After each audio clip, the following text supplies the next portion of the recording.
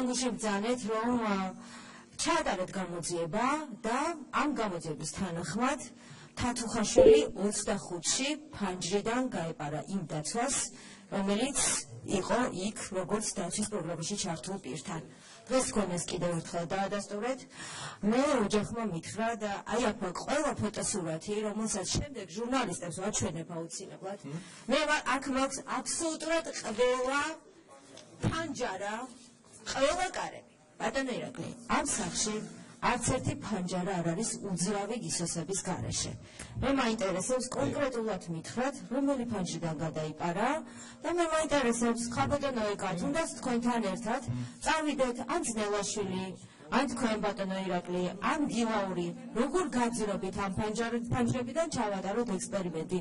მითხარით, რომელი ფანჯრიდან გადაიპარა. ყველა აქ მაქვს, სურათი გადმოგცეთ.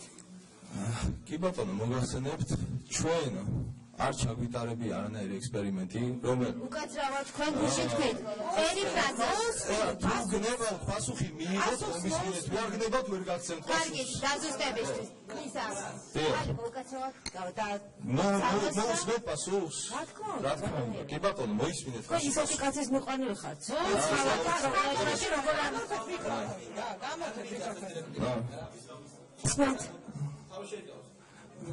მიკროფონი გამორჩეთ ქალბატონოები.